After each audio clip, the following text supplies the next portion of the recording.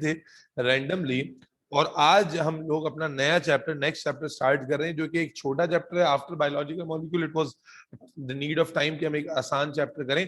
अच्छा, कल जो है ना अब्बाद भाई, आपकी अलग से क्लास होगी, याद रखना है, आपने भूलना नहीं है। कल आपकी अलग से क्लास होगी जिसमें आपको एक अलग चैप्टर स्टार्ट कराएंगे जो रेगुलर वाले का नहीं है, ठीक है?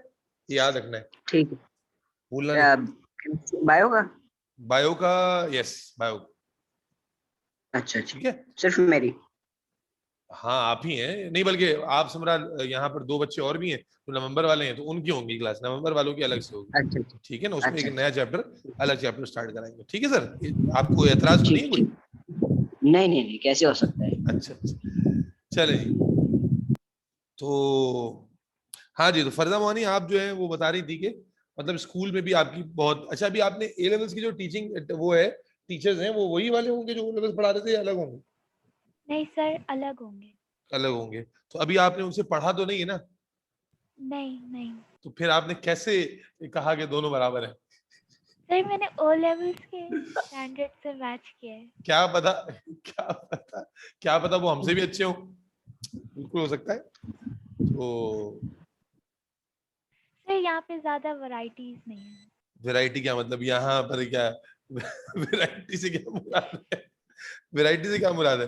मतलब यहाँ टीचर वैरायटी में आता है कभी? मतलब यहाँ पे टीचर्स बहुत कम है अच्छा इतना अच्छा पढ़ाने वाले। अच्छा अच्छा अच्छा अच्छा अच्छा। तो इसका मतलब आप मुझे अच्छा पढ़ाने वालों में के ग्रुप में डाल रही हैं? जी।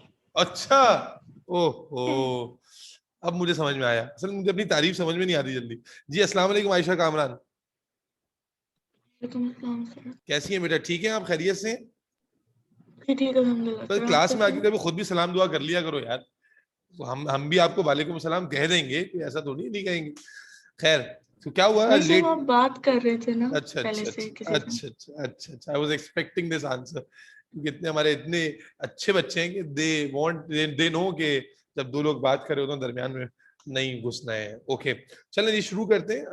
आज हमारी क्लास में निमरा मदीने में रिकॉर्ड हो रहा है लेक्चर, उनको मदीने में भेज दिया जाएगा, और हमारा बट जो है वो कॉलेज में है, वो क्लास में नहीं है। तो बस स्टार्ट कर रहे हैं। एज यू ऑल नो कि बायोलॉजिकल मॉलिक्यूल्स का चैप्टर जो है अल्हम्दुलिल्लाह सुम्मा अल्हम्दुलिल्लाह खत्म हो गया है, and I have given you an idea. अच्छा वो भाई एक अपडेट देनी थी तुम लोगों को, क्या नाम है, ये सऊदी वाले बच्चे जो, तो आप लोगों के बेटा पास पेपर और नोट्स का पूरा सेट जो है वो मंडे को यहाँ से रवाना हो जाएगा, और 3 डेज के अंदर, 3 वर्किंग डेज के अंदर आप तक पहुंच जाएगा। ठीक है बच्चों, तो याद रखना, और अगर नहीं पहुंचे तो मुझे कंफर्म कर देना। ठीक है, वो ट्रैकिंग नंबर आ जाएगा तो मैं आपको ट्रैकिंग नंबर भी दे दूंगा, तो फिर आप लोग खुद भी ट्रैक कर लीजिएगा कि आप लोगों को वहां रिसीव हुआ है या नहीं हुआ। ठीक है भाई, याद रखना भाई, जी क्योंकि सर। अब जमा हो रहा है ना, प्रैक्टिस काम भी शुरू करना है। तो एंजाइम्स का चैप्टर है, ये चैप्टर आपने ओ लेवल बायोलॉजी में ही पढ़ा हुआ है, तो this is going sir to be. मुझे मुझे कब मिलेगा? तुम्हारे पास नहीं है? नहीं ना, मेरे पास नहीं। मुझे क्या 5 पेपर्स तो पता, है notes। पास पेपर है ना, तो पास पेपर करो, जो नोट्स चाहिए, जी। नोट्स नोट्स मिल जाएंगे आपको। आप भी मंडे को ले लीजिएगा नोट्स, क्योंकि मंडे को हमारे पास जो प्रिंटर है वो डिलीवर करेगा, फिर इधर से इन बच्चियों के सेट जो है वो टीसीएस से या पाकिस्तान पोस्ट से रवाना हो जाएंगे। अभी कॉस्ट का मैंने मालूम नहीं किया कि टीसीएस वाले कितने पैसे ले रहे हैं, पाकिस्तान पोस्ट वाले, लेकिन दोनों जो है वो रेट में फर्क है, जिससे सस्ता होगा वो हम भेज देंगे। चलेंगे, एंजाइम्स शुरू करते हैं। एंजाइम्स मेरे बच्चों, एंजाइम्स के बारे में आप ऑलरेडी ओ लेवल बायोलॉजी में क्योंकि पढ़ चुके हैं, तो इसलिए I just want to you to tell me कि जब वर्ड एंजाइम आप सुनते हैं तो आपके ध्यान में क्या आता है? Yes, anybody? Catalyst. Biocatalyst. Biological molecules. Biological catalyst. Sir हमारा को जरा राब्ता कर कैटलिस्ट। लें, कहाँ है हमारा? बाकी तो ऑनलाइन है क्या? वो अब बाद मकबूल आ जाते हैं माइलस्टोन वाले, वो ऑनलाइन आए हुए। निमरा, आयशा और फरजा तो है ही ऑनलाइन। अब हमारा आती है तो वो भी नहीं आई। हमारा हमारा का फिर वो ट्रैक से हट रही है बच्ची। पिछली क्लास में भी ऑनलाइन आई थी फर्स्ट हाफ में, फिर सेकंड हाफ में नहीं आई थी, फिर उसने मैसेज किया होता सर मेरे इंटरनेट का इशू है। तो भाई इंटरनेट का इशू है तो आओ ना, फिर फिजिकली आओ जाओ, इंटरनेट का इशू है तो। नहीं नहीं, वो तो एक क्लास में कॉलेज ने, सेकंड क्लास जो लेट थी उसमें फर्स्ट हाफ में तो आ गई थी, उसने कॉलेज वाले तो बात नहीं की थी। अच्छा बेटा, तो एक वर्ड जो आपके दिमाग में ठक करके आता है, दैट इज बायोलॉजिकल। जी पर अभी तो इनके साथ ही A2 वालों के साथ ही कंबाइन कर रहा हूँ। क्यों?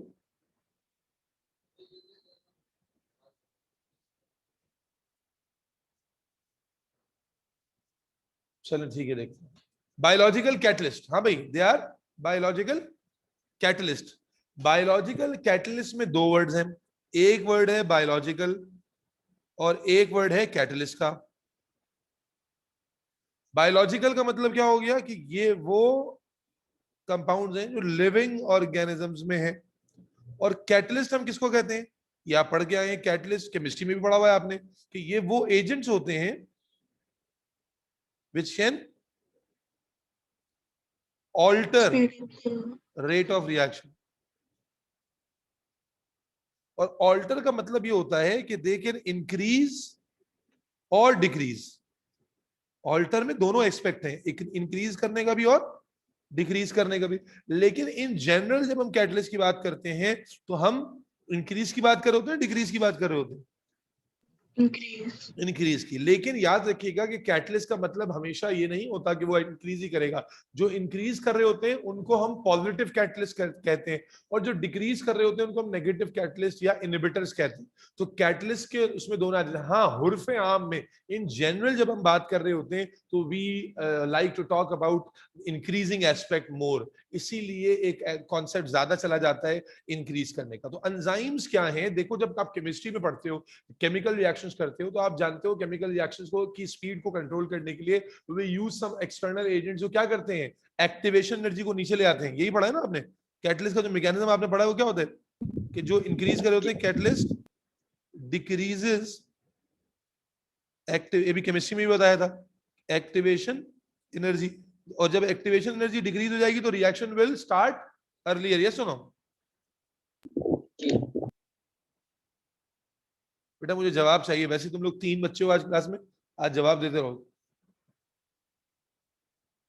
तो बेसिक मैकेनिज्म क्या होता है कि they lowers the activation energy. Activation energy क्या थी Ayesha Kamran Fardawani? The amount of energy which was required to start a reaction. तो वो जो अमाउंट ऑफ एनर्जी रिक्वायर्ड थी to start a reaction, they bring down that value and therefore reaction starts earlier, and that's how the reaction occurs at speed faster rate।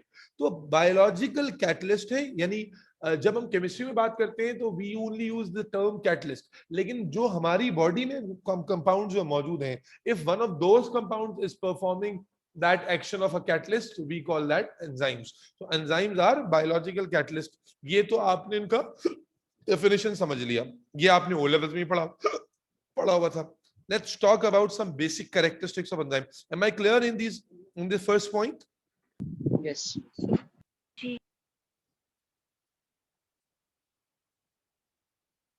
तुम लोगों का जब school खुल जाएगा ना बेटा, तो फिर तुम लोगों ने स्कूल में जाके डोमिनेट करना है बच्ची।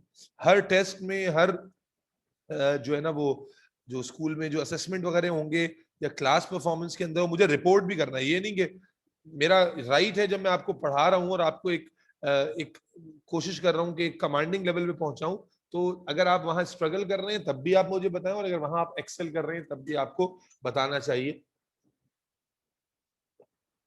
अब आ जाते हैं कुछ बेसिक कैरेक्टर्स की बात करते हैं एंजाइम के। शुरू करते हैं। सबसे पहला और बेसिक कैरेक्टर जो एंजाइम में मौजूद है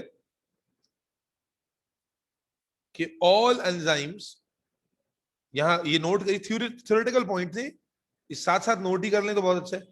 नोट्स में मौजूद है लेकिन नोट करने से फायदा होगा, याद हो जाएंगे। All enzymes are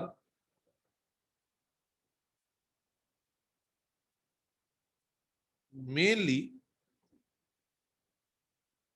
proteinaceous in nature. ये पॉइंट हाईलाइट कर रहा है बायोकेमिकल एस्पेक्ट को।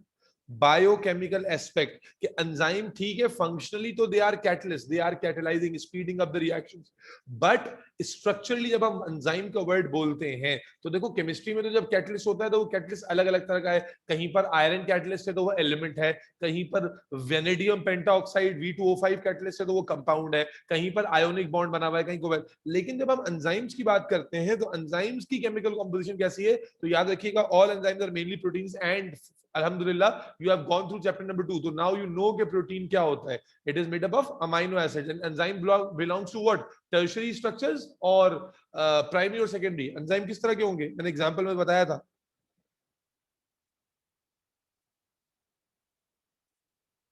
Enzymes protein की किस तरह के structures होंगे बेटा? Primary, secondary or tertiary? tertiary, And will they be globular or fibrous? Ji Ayesha Kamran. globular, Globule. हसरत मानी कह रहा हूँ. फरजा मानी. Globular. बेटा आयशा आपका जवाब नहीं आया. जी सर, मैंने पहले दे दिया globular. तो ग्लोबुलर होंगे. ठीक है ना. All enzymes are mainly proteinaceous in nature. अच्छा यहां पर मैंने एक बहुत की पॉइंट लिखा है, all enzymes are mainly proteinaceous. इसमें एक बात तो ये पता चल रही है कि प्रोटीन से बने, लेकिन मैंने ये नहीं कहा कि सिर्फ प्रोटीन से बने, मेनली मेजरली प्रोटीनियस. अब इसमें दो कैटेगरीज होती हैं एंजाइम्स में. एक वो होती है, एक वो कैटेगरी होती है एंजाइम्स में जो टोटल प्रोटीन होती है, और एक वो होते हैं जो मेजरली प्रोटीन होते हैं. ठीक है ना. जो एंजाइम्स टोटल प्रोटीन यानी सिर्फ प्रोटीनियस ही हैं, पूरा का पूरा स्ट्रक्चर उनका प्रोटीन से मिलकर बना है, उनको हम कहते हैं एपो एंजाइम्स.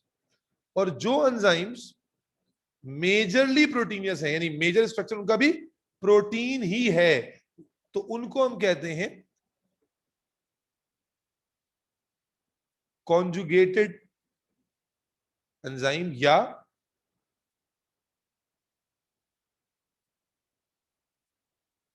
Holo enzyme. बात समझ में आनी चाहिए साथ साथ कि एक वो एंजाइम है जो सिर्फ प्रोटीन ही प्रोटीन है. चलो एक डायग्रामेटिक इलस्ट्रेशन में समझते हैं कि मान लें कि एंजाइम और ग्लोबुलर प्रोटीन, तो ये एक एंजाइम है and this is a complete proteinous structure, whereas on the other hand there is another enzyme जो कि let's say कि it's also a globular structure, major amount of it is protein but small amount of some non proteinous part is also there. बात समझ में आ रही है कि this major amount is of protein, which means it is a polypeptide chain, whereas a small amount of non-proteinous part. And when we say small amount of non-proteinous part, so it could be anything. It could be a carbohydrate molecule, it could be a fat molecule, it could be an iron, it could be anything. Anything which is other than protein can be there. Is that clear? Is this clear? It is now very clear that conjugated enzymes are the enzymes which have major protein part and small, yes please, small non-proteinous part. बेटा मेरे जुमलों को complete करते रहना. The major protein part, अभी मैंने कहा था जब सिर्फ प्रोटीन होता है तो हम इसको क्या कहते हैं? Apoenzyme. So the proteinous part of conjugated enzyme is apoenzyme, whereas the non-proteinous part, which could be carbohydrate, which could be lipid, which could be anything, is called prosthetic group. It's called what? Prosthetic group. So from where we started, all enzymes are mainly proteinous. Major composition is only on protein.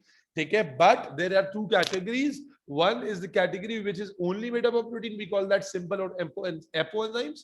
Whereas the other category is a conjugated enzyme, and this is a mixture of mainly proteinous part along with a small non-proteinous portion.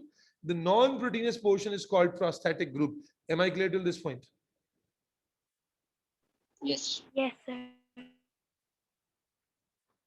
Okay. Now, the prosthetic group, furthermore, prosthetic group, which is a non-proteinous part, can be of two types. Confused मत हो जाना. Coenzyme and cofactor. We directly sometimes use this term coenzyme or cofactor. Coenzyme and cofactor are the prosthetic group, means these are non-proteinous parts which are attached to enzymes. Now, if the prosthetic group is an organic compound, for example, अभी मैंने कहा कि अगर fat या carbohydrate attach हुआ है तो fat और कार्बोहाइड्रेट ऑर्गेनिक है, यस और no? Yes. So the fatty prosthetic group or the carbohydrate based fat जो prosthetic group है, और and if it is attached to the enzyme we call it coenzyme. And if inorganic species attached like any ions or salts, ठीक है ना, if they are attached to enzyme, they are attached to proteinous part of enzyme, we call them cofactors. Is that clear? And coenzyme and cofactors have the influence on enzyme activity. देखो proteinaceous part है enzyme का, उसके साथ if coenzyme और cofactors there, तो अब वो अगर वहां पर मौजूद है तो डेफिनेटली उसके मौजूद होने से कोई फर्क भी पड़ेगा ना, वरना तो फिर मौजूद होने का फायदा क्या? तो coenzyme and cofactors have this tendency to influence enzyme activity, whether sometimes they can increase enzyme activity and sometimes they may decrease enzyme activity as well. Is that clear? जी. Am I clear or are you guys confused? Farza? बात समझ में आई है या clear है? वो नहीं समझ में आई? कंफ्यूजन तो नहीं हो गई? नहीं. जी Ayesha Kamran? Yes, sir. Clear है बेटा? So this is a basic biochemical classification जो मैंने आपके सामने रखी. So all enzymes are mainly proteinous and then I've given you the details of that protein and along with the non-proteinous part. चले, let's move to the next point. So next point is that enzyme, अच्छा देखो जब हम chemistry में बात करते हैं, let me just show you here, reactant converts into product, आपने केमिस्ट्री भी पढ़ते हैं आप लोग, तो जब रिएक्टेंट कन्वर्ट इनटू प्रोडक्ट और यहां हम लिख देते हैं कैटलिस्ट, ऐसा ही है ना, केमिस्ट्री में हम ऐसे ही करते हैं, ये सुनो जी बेटा, केमिस्ट्री में क्या हम ऐसे ही करते हैं जी. तो बेटा जब हम केमिस्ट्री में ऐसा कर रहे होते हैं तो we know that catalyst is going to influence what, influence reactants so that they can convert rapidly into product. Yes or no? Yes sir. Catalyst क्या करते हैं? Yes. They influence reactants to convert into product. तो it means catalyst जो है वो किसके साथ interact कर रहे होते हैं? रिएक्टेंट के साथ. तो केमिस्ट्री जब हम पढ़ रहे होते हैं तो हम वर्ड कैटलिस्ट इस्तेमाल कर रहे होते हैं और वर्ड रिएक्टेंट इस्तेमाल कर रहे होते हैं. लेकिन जब हम बायोलॉजी में आ जाते हैं तो बायोलॉजी में instead of using the word reactant we are going to use a biological word which we call substrate. क्या कहलाता है बेटा? Substrate. And instead of using the word catalyst we use the word enzyme. And product के लिए हम product का word ही इस्तेमाल करते हैं. So what happens is that अगला point जो हम लोग लिख रहे हैं वो क्या है कि enzyme interact with substrates and form Product. enzyme substrate complex. This is a very important word. You are not, make sure you never miss this word. Okay, whenever enzyme combines with its substrate, the thing which is formed is called enzyme substrate complex. And then when enzyme substrate complex is formed, then what happens is, which converts into product. And हमारा आपको मेरी आवाज आ रही है?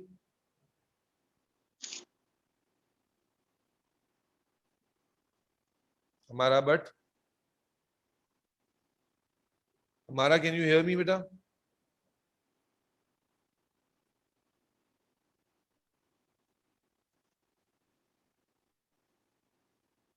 Mara, can you hear me?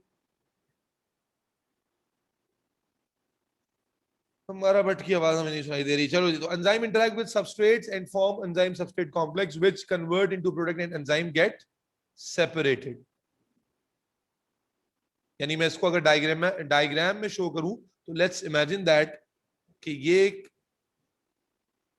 एक enzyme का molecule है and let's say कि ये एक सबस्ट्रेट का मॉलिक्यूल है.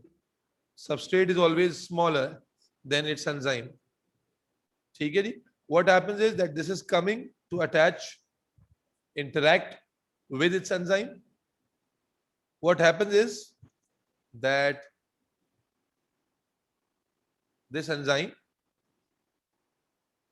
attaches substrate to its self, and this is what we call enzyme substrate Complex. complex. And then what happens is that enzyme and substrate complex will work, and when their activity is done, substrate has been converted into product, and those products are eliminated like this. These are product molecules, product 1 and product 2, and enzyme, or however, will get separated. So that's how enzyme activity is done. Am I clear? Yes. तो substrate का जो word है आयशा कामरान, ये कोई नया word नहीं है, ये जो रिएक्टेंट की जगह केमिस्ट्री में जो हम रिएक्टेंट का वर्ड इस्तेमाल करते हैं, उसी की जगह बायोलॉजी में हम क्या वर्ड इस्तेमाल कर रहे हैं बेटा? Substrate. And remember, never forget to use this word of enzyme substrate complex. तुम्हारा एंजाइम से रिलेटेड कोई भी आंसर होगा, उसमें इस कॉम्प्लेक्स के वर्ड का लिखने का एक मार्क होता है, और बच्चे अक्सर इसको स्किप कर जाते हैं अपनी एक्सप्लेनेशन में, तो इसलिए वजूल में मार्क कटेंगे. अब आपने इस डायग्राम में देखा कि जो सबस्ट्रेट आया था, it attaches to a particular site. अगला पॉइंट लिखते हैं बेटा. अगला पॉइंट क्या है हमारे पास? कि substrate interacts or attaches itself to a particular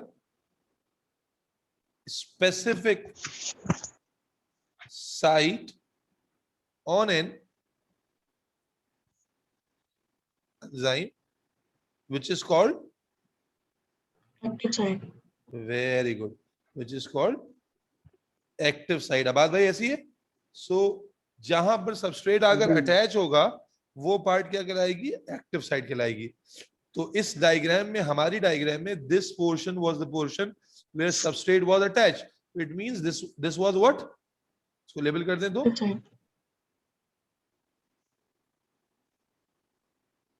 फरजा, मैं सही समझा रहा हूं बेटा? जी सर. इस समझाते को आपके स्कूल वाले भी बहुत अच्छे हैं, तो मैं कोशिश कर रहा हूं कि उस लेवल के करीब जा पाऊं. Am I close enough? Yes sir. Thank you so much बेटा. उनसे ज्यादा. ओए.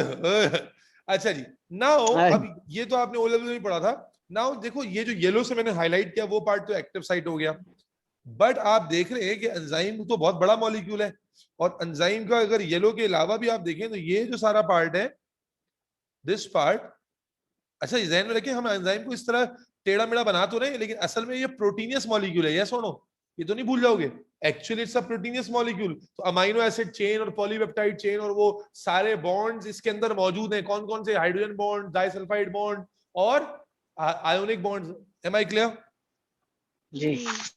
तो ये जो बाकी जो स्पेस है, वो क्या है? हम कहते हैं the site on an enzyme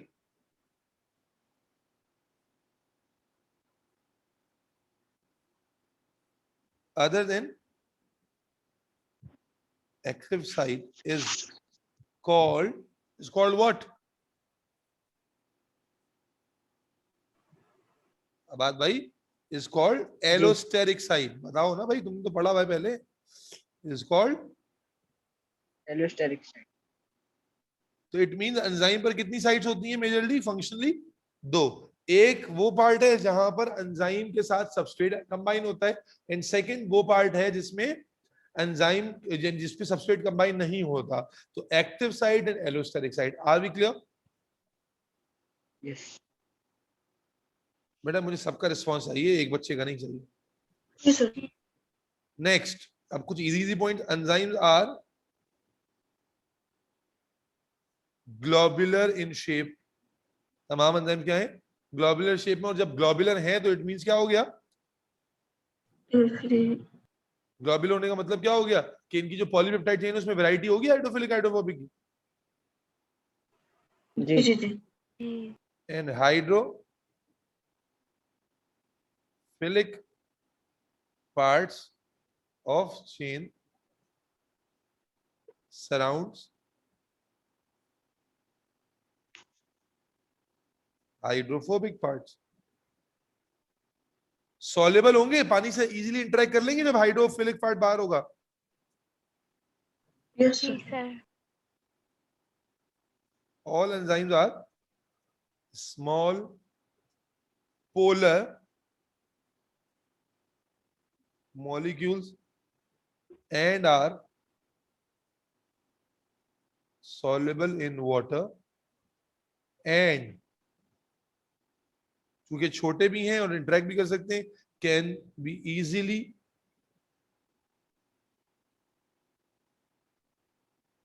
transported from can easily be transported.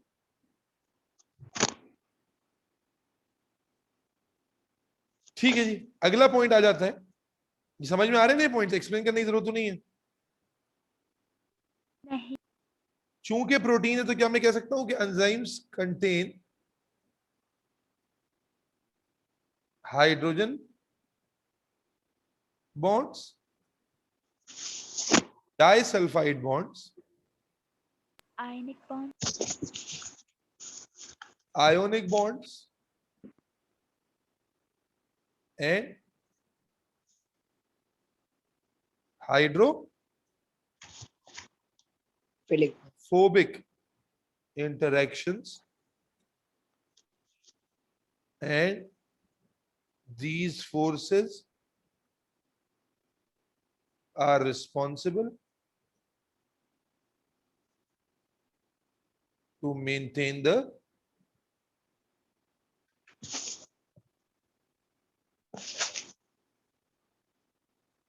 Shape of an enzyme. ये मैंने क्यों बताया, क्योंकि जब अगर आप ये पढ़ रहे होंगे, जैसे आपने ओ लेवल में पढ़ा था कि सर्टेन कंडीशंस पे एंजाइम डी नेचर हो जाता है, तो आज आप ए लेवल्स में आकर ये बात भी एक्सप्लेन करना आपको आनी चाहिए कि जब आप कह रहे हैं डी नेचर हो जाता है तो बिकॉज यू नो कि it's a protein in structure based on these type of forces, और आपने पिछले चैप्टर में पढ़ लिया है कि ये बॉन्ड्स कैसे डेवलप होते हैं, तो then you also are required to explain कि भाई जब वो डी नेचर हो रहा है तो कौन से बॉन्ड टूट रहे होंगे जिसकी वजह से डी नेचर हो रहा है. Am I clear? यस जी Now the next point is enzymes. ये बहुत important point है बेटा. Enzymes are highly specific to their substrates. हालांकि ऊपर हमने सबस्ट्रेट की बात कर ली है कि सबस्ट्रेट वो मॉलिक्यूल है जो एंजाइम से आके बाइंड होगा. अगली बात जो बहुत इंपॉर्टेंट थी बताने की वो क्या है कि एंजाइम जो हैं they are highly specific in their substrate selection. क्या मतलब कि कोई भी एंजाइम किसी भी सबस्ट्रेट से कंबाइन होकर उसे प्रोडक्ट में कन्वर्ट नहीं कर देगा, बल्कि हर एंजाइम का अपना एक पर्टिकुलर सबस्ट्रेट है और वो सबस्ट्रेट ही उस एंजाइम से कंबाइन हो सकता है, और एंजाइम उसी वक्त काम करेगा जब वो सबस्ट्रेट वहां मौजूद होगा. तो एंजाइम्स किसी भी एवं ही किसी सबस्ट्रेट से कंबाइन होकर काम निष्ठा माना. ठीक है भाई? जी जी सारी बातें समझ में आ जाती हैं अच्छे से? यस सर जी And then enzymes are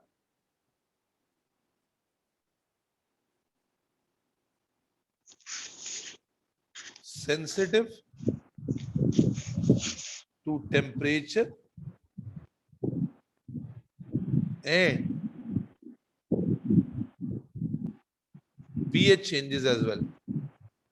यानी एक तो बहुत स्पेसिफिक है अपनी सबस्ट्रेट सिलेक्शन में, और साथ ही साथ टेम्परेचर और पीएच चेंज भी अगर की जाएगी तो इनकी एक्टिविटी इफेक्ट होगी, because they are sensitive to change in temperature and change in pH. Any questions till this point? No जी आयशा कामरान, फरजा मोहानी.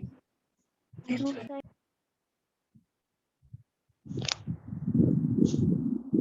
मेरे बच्चों, मेरे नौनिहालों, मेरे नन्हे काकों, ये एंजाइम की कुछ बेसिक कैरेक्टरिस्टिक्स थे जिनके ऊपर हमने बात अल्हम्दुलिल्लाह कर ली। अब हेडिंग बनाइएगा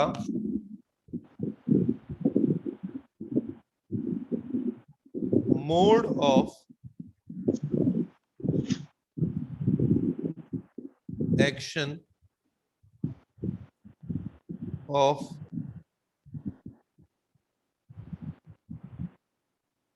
एंजाइम्स। अब बात भाई सही पढ़ा है मैंने यहां तक? जी बिल्कुल। कोई नादानिस्ता तौर पे गलती तो नहीं हो गई? आप बताएं, हमने सही पढ़ा। अच्छा जी। हसन भाई का समर कैंप खत्म हुआ नहीं हुआ? नहीं, अभी एक हफ्ता है और है। वो समर कैंप खत्म करिए फिर घूमने जा रहे हैं वो? नहीं, अभी वो लॉकडाउन वगैरह लग रहा है तो हटाई में पड़ रहा है कैंसिल हो रहा है प्रोग्राम? तो थोड़ा सा मतलब अब वो मसला हो रहा मुतज़ल्ज़ल हो गया है? है। हाँ चले हमारी ख्वाहिश। तो अगर वो घूमने जा भी रहा था तो क्या ईद फिर वहां करता है जहाँ घूमने जा रहा था? जी जी, ऐसे ही करते हैं लोग। ईद यहाँ नहीं करते कराची में? नहीं, पिछली दफा भी ऐसे ही किया था। अच्छा। कहाँ साल में पर है? एक ही दफा छुट्टियां होती है ना, लेकिन कहाँ पर है इनका गाँव?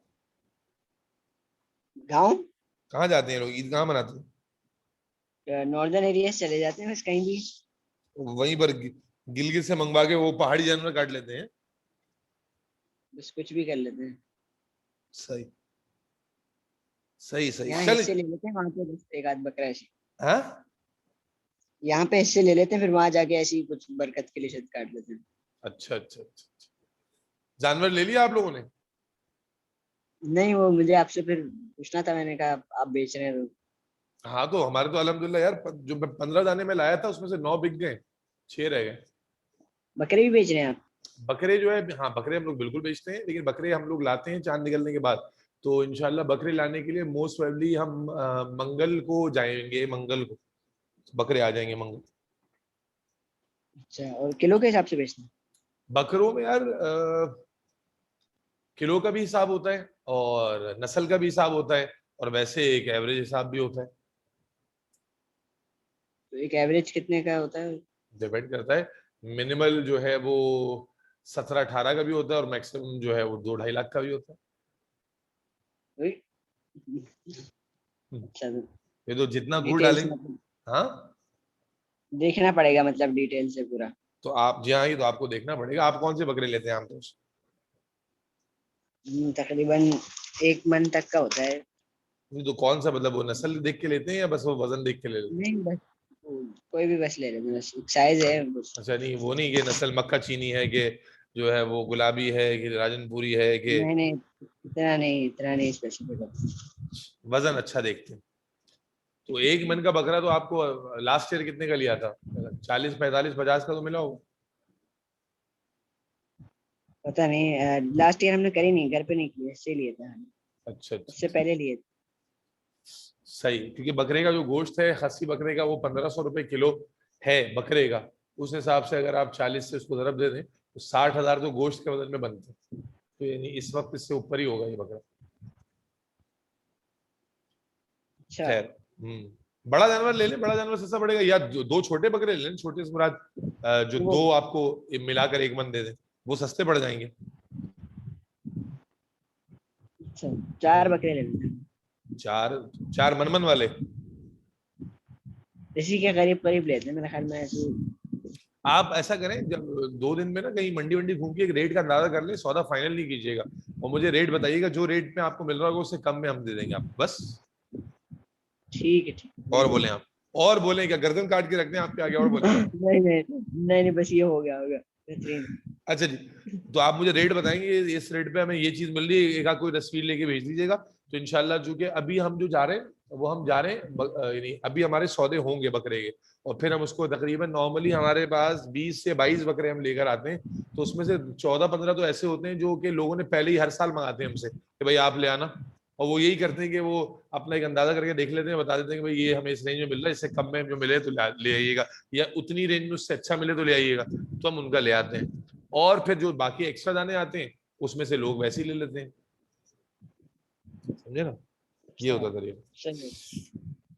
बाकी अगर ठीक है। जानवर जानवर लेना है तो खड़ा हुआ है, 10-12 मन तक का जानवर खड़ा हुआ है बड़ा, अगर लेना है तो बिस्मिल्लाह। नहीं बड़ा तो नहीं लेते हम। अच्छा अच्छा, जब मीटिंग एंड हो रही है दोबारा रिज्यूम करें, फिर मोड ऑफ एक्शन शुरू करते हैं।